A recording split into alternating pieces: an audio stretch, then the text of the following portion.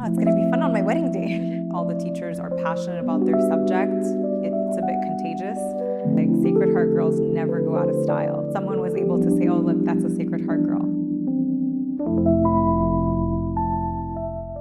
I absolutely adored my 5 years at Sacred Heart. If I could go back, I'd do it in a heartbeat. You love a place so much and you're no longer a part of it. A little bit sad sometimes when I walk through the doors the first couple of minutes, but it's always great to be back. I graduated in 2012, and if I'm not mistaken, I was part of the last graduating class to have a presence of a nun at Sacred Heart. And I remember one of the questions I asked them, like, if you could go back, what would you do differently in your life? And they said, absolutely nothing. Everything I did, even in hindsight, even when we go back and we say, oh, I should have done this or I would have done that. She goes, you have to look at it as in the moment you made a decision and you'll learn something from it. So she told me to never regret anything and just be more open-minded and positive and take the key learning from whatever experience it may be. I wasn't entirely sure what I wanted to do. I loved the sciences, I loved chemistry, I adored biology. After Sacred Heart, I attended Marianopolis for 2 years, so I studied health sciences there. And after that, I went to the University of Montreal, where I did my undergrad in biochemistry and molecular medicine. After that, I decided to embark in my master's degree in pharmaceutical sciences, and still at the University of Montreal. During my master's degree, I had to do an internship at Pfizer Canada in market access and government relations. I enjoyed it a lot. So my current position, I am a health technology assessment and market access manager at Bristol Myers Squibb. Part of my job is ensuring that patients have access to medication across Canada.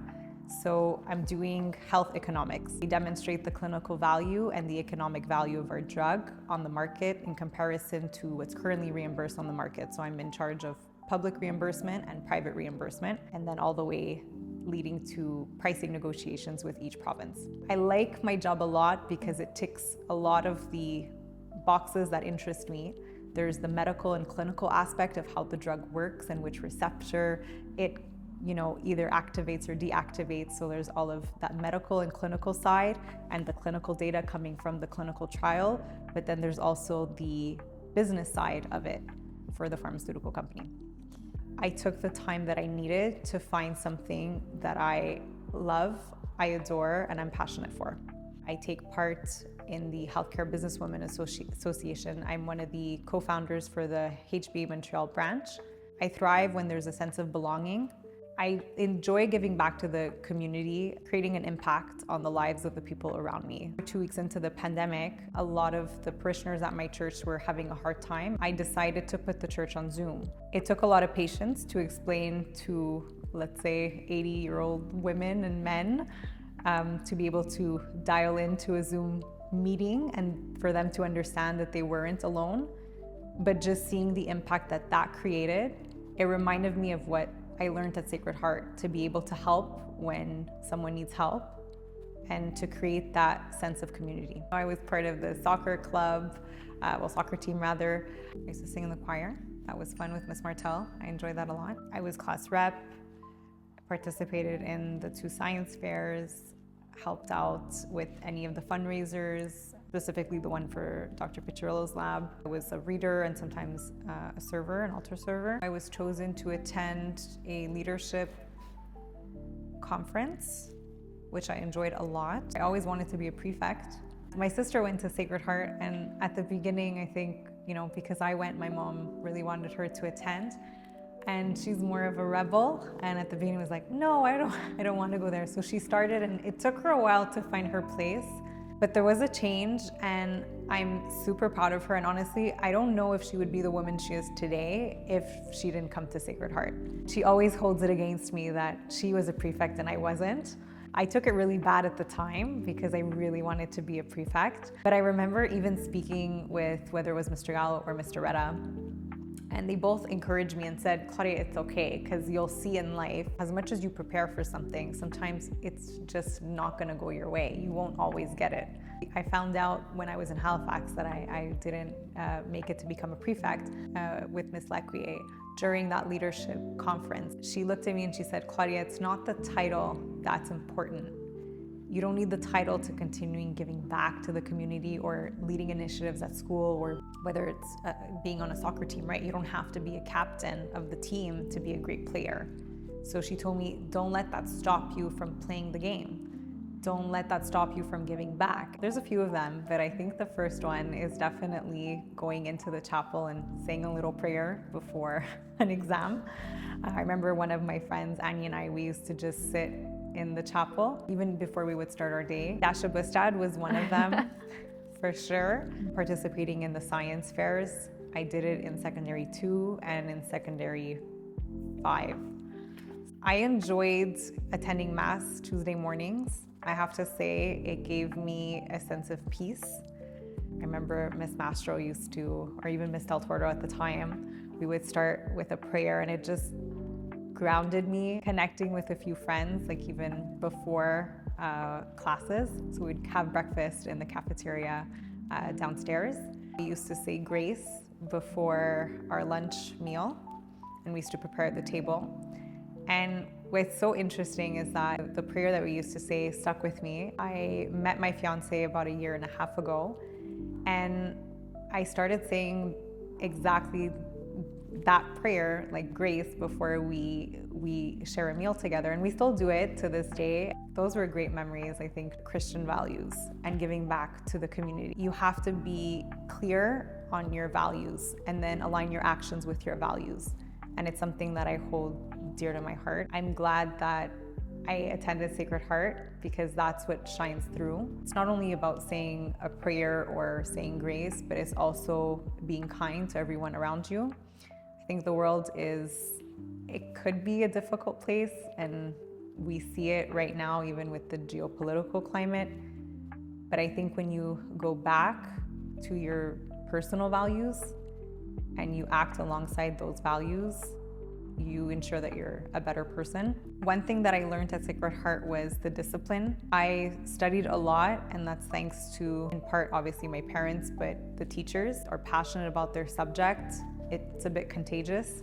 It prepared me very well for Marinopolis, college, and then university. I remember when I was graduating, Mr. Retta had told me something, and he said, no matter what you do, don't stop studying and working hard, because it'll be more difficult, obviously, as you enter college and university, but don't quit.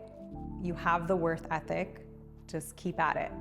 They gave me the tools that I needed. I have the foundation, but now it's up to me to ensure that I continue doing that, because Sacred Heart gave me a lot of structure. I learned a lot at Sacred Heart in terms of like, how do you present yourself, whether it's when you're meeting someone new or at an interview. So I always go back to that general instruction class with either Miss Del Toro or Miss Mastro, teaching us like how to sit, how to stand, what to do, what not to do. I think has helped a lot in interviews. I was taking a bus ride home one day, and I was in university. I'd given my seat to an elderly woman, and there was a woman on the bus who said, "You look familiar, did you go to Sacred Heart?" And I said, "Yes." She was like, "Sacred Heart girls never go out of style," because that's what Miss Del Toro had told her. She was a Sacred Heart alum too.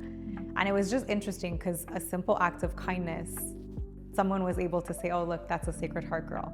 Lots going on in terms of wedding planning and whatnot, but overall it's fun. I'm excited to start this new chapter of my life because I discovered what I wanted to do later on in life, and it took me a while.